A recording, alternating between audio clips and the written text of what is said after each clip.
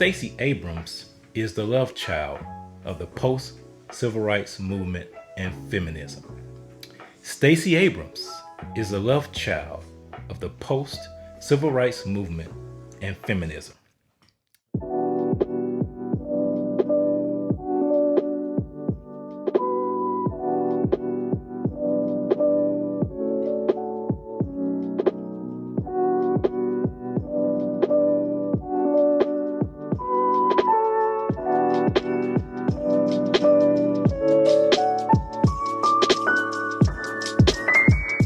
First, I want to thank everybody that has subscribed, liked, commented. I appreciate everything that you've said. No matter what you've said, I appreciate the likes. Please share this with your friends. Make sure you smash the like button. Make sure you hit that share button. We're trying to make sure that everybody know that they're not victims, that they're empowered for greatness, that we can make a difference again in this nation. That we can stand up for biblical values, we can stand up for truth and push back against all the lies and everything that's false that's taking place in this land. So I appreciate that. And please, thank you for looking at my videos and participating and making our voice known.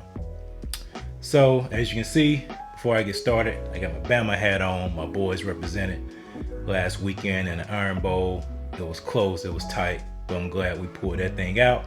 And so we got another big one coming up this weekend. And it's so funny that we're playing Georgia, and I'll be talking about the upcoming gubernatorial election in the state of Georgia. So, to no one's surprise, Stacey Abrams is running for governor again. Leadership that knows how to do the job. Leadership that doesn't take credit without also taking responsibility.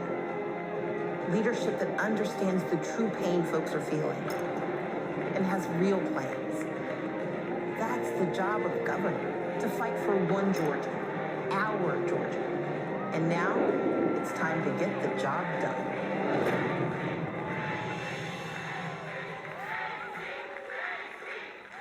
She lost 3.5 years ago to Brian Kemp, and she never conceded, by the way. All those same people that wanted President Trump to concede, Stacey Abrams never conceded to Brian Kemp. So she's running again, to no one's surprise. And so, after her successful subversion of the election process in Georgia with the help of the Secretary of State and the weak-kneed Republican leadership in Georgia, who, by the way, on a side note, they need to be concerned about Stacey Abrams and the movement and the organization that she has on the ground. But this conversation that we're having here now is about how Stacey Abrams is the love child of the post-civil rights movement and feminism. Stacey Abrams is the love child of the post-civil rights movement and feminism. Let me explain.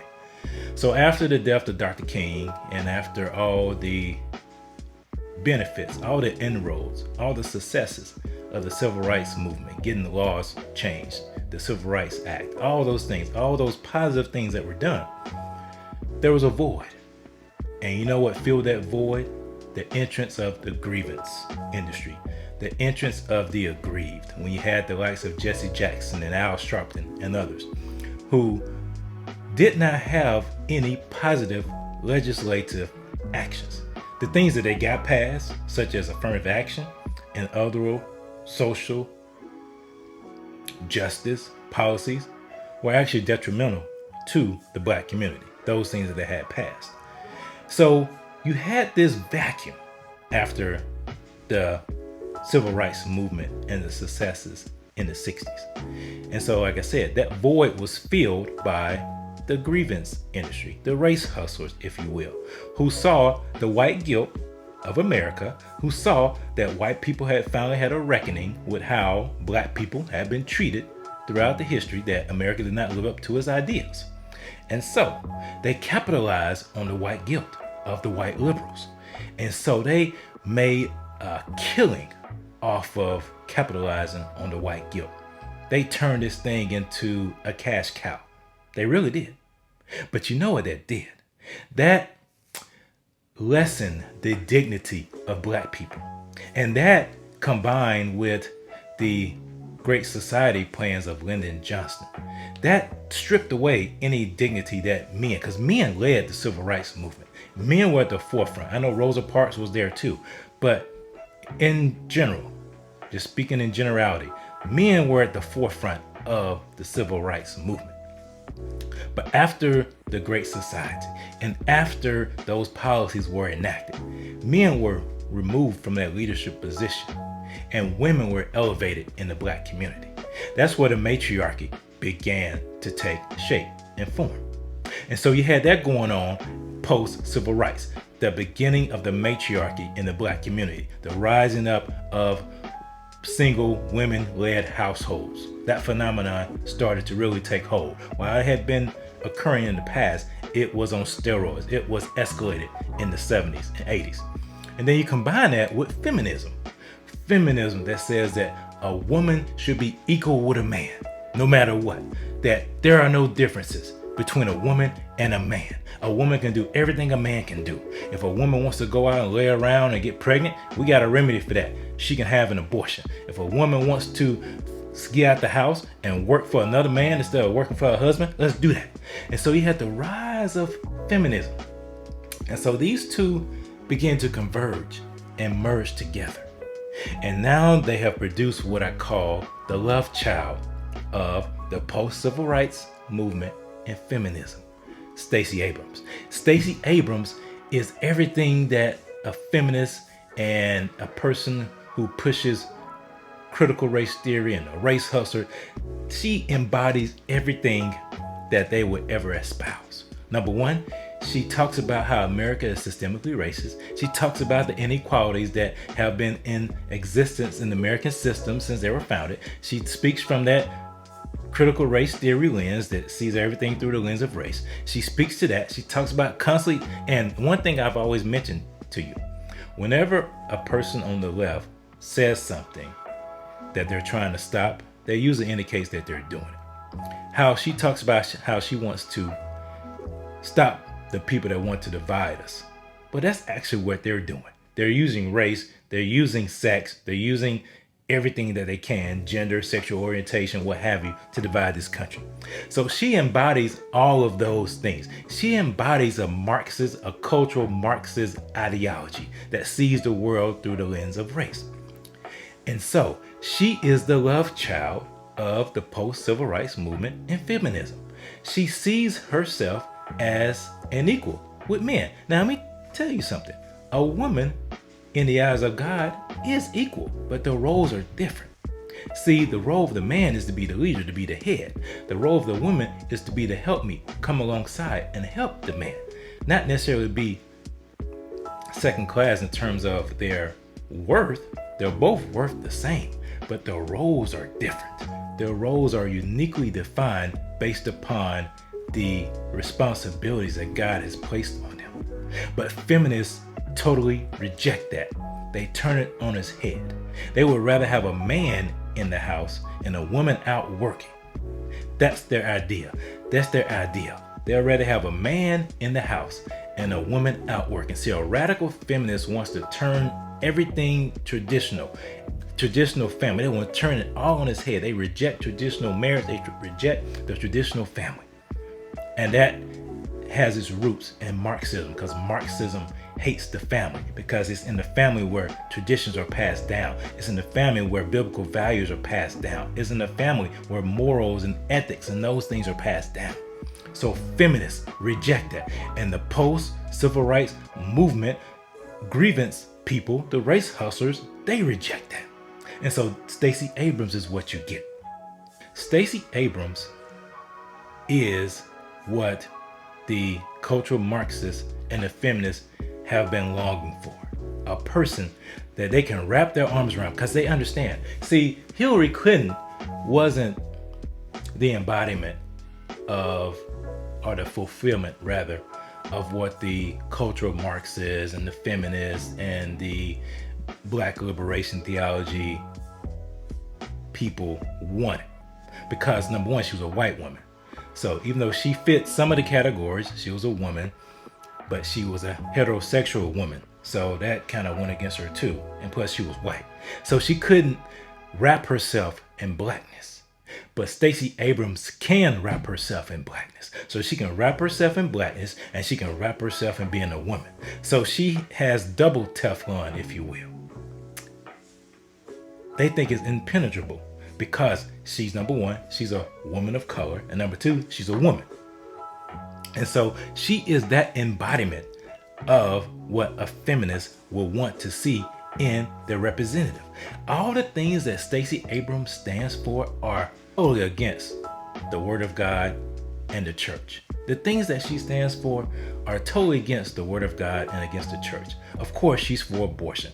Of course, she's for same-sex marriage. Of course, she's for illegal immigration. Of course, she's for all these things that are negative to America and negative to the black community. The matriarchy has not been a benefit to the black community. Having the government as your father has not benefited the black community because you know what? Why? Because black men in particular have been harmed the worst because they are starting to model behavior of their father. Children typically model, especially young boys, model the behavior of their father. So when a young man's real father is out and the government comes in, then the children start to model the behavior of the government. And you know what the government is? The government is a horrible daddy. The government is a horrible stepfather because the government will abandon you. The government is cold and callous and does not care about life. So why do you think a lot of young boys, especially black boys, are cold and callous and do not care about life? They've been raised to think that they are victims. But we are not victims. We are empowered for greatness. But Stacey Abrams brings that victim mentality. She brings that grievance mentality. She sees everything through the lens of race. She sees that America has constantly and systemically been hostile to people of color. That's the way she sees things. She sees those things that way.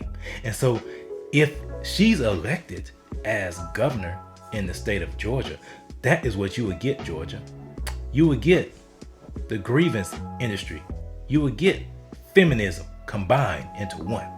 And you'll see all kind of policies that are harmful to small businesses, all kind of policies that are harmful to the church, all kind of policies that are harmful to children. You'll have even more government intrusion in your lives.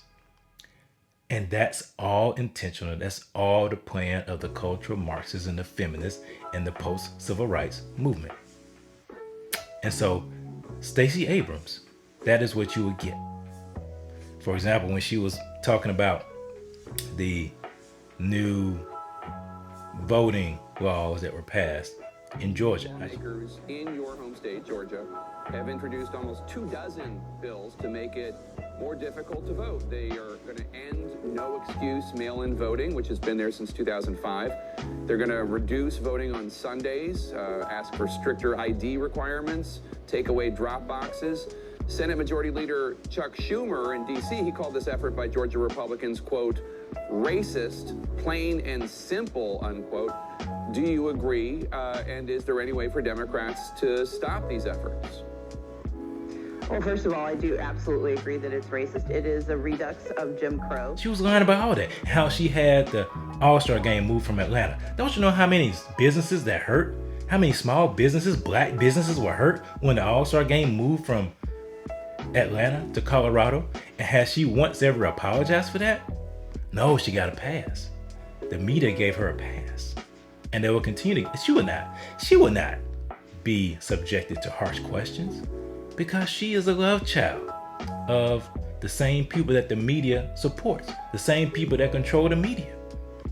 And so this is something that's not surprising. It's not surprising that she's running for governor again. It's not surprising because she's been laying the groundwork, doing the work for the last few years to run again. And this is not an endorsement of Brian Kemp. This is not an endorsement of anybody. This is just calling out that Stacey Abrams is the love child of the post-civil rights movement and the feminist movement. She is. She's the embodiment. She's the express image, if you will, of all those things. Because she supports every single talking point, every single talking point that the liberal and the progressives and the communists and the socialists and the Marxists speak to and agree. She expresses all of those talking points. She expresses all of those ideas. We are not victims. We are empowered for greatness. And we need to start exposing these political figures, exposing these people that want to represent us, exposing these people for who they are. They're not in it for us. They're in it for themselves. They're in it to bring about a revolution, to tear down every single institution in this land and rebuild it and remake it in a cultural, Marxist, socialist, communist image. And that's why Stacey Abrams is running for governor. And that's why she is the love child of the post-civil rights movement and feminism. Because she's able to slide through. She's able to get past a lot of the barriers that the other people that they've promoted were stopped by. Because she's a woman, and she's a woman of color. And so people that would try to attack her, you have to be bold because they'll accuse you of either sexism or racism. And a lot of people cower at that. A lot of people are pushed back. A lot of people, especially, you know what? Here's another thing I want to say. Black men, black men in Georgia, this is your time to really stand up, look at who represents your values the most. And don't be afraid to lose relationships, especially with black women. Black women are the tool that the Democratic Party uses to keep black men in line. We know that. Black women are the tool that the Democratic Party uses to keep black men in line. We know that. And I'll probably talk about that in a subsequent video.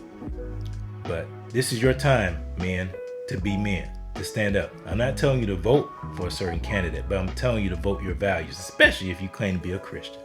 Especially if you claim to want to do better for yourself. If you don't want to be dependent upon the government.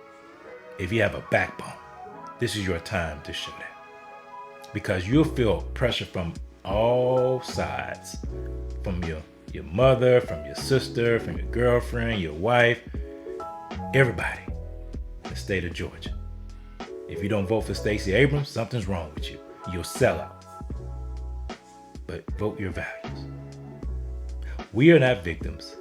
We are empowered for greatness. Thank you so much for liking and your comments and subscribing to the channel.